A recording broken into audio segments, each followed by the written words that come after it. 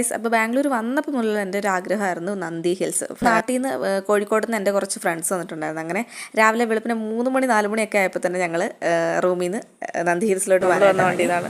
ബാക്കിലോട്ട് വണ്ടിയുണ്ട് കേട്ടോ. ബ്ലോക്കാണ് ഇവിടെ.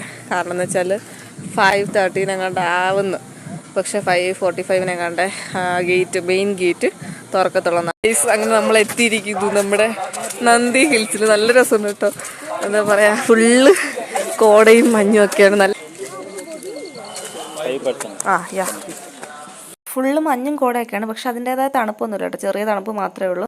നന്ദി ഹിൽസിൽ പോയിട്ടില്ലാത്തവരും മസ്റ്റായിട്ട് വാച്ച് ചെയ്യേണ്ട സ്ഥലമാണെന്ന് ഞാൻ പറയും. കാരണം എനിക്ക് പേഴ്സണലി ഒത്തിരി ഇഷ്ടപ്പെട്ടു.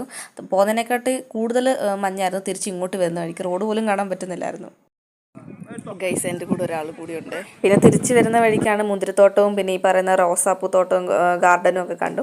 അങ്ങനെ അവിടെയും കയറി കുറച്ച് ഫോട്ടോസും കാര്യങ്ങളൊക്കെ എടുത്ത് ഞങ്ങൾ ഉച്ചയൊക്കെ ആകുമ്പോഴത്തേന് ഞങ്ങൾ എന്തായാലും തിരിച്ച് റൂമിൽ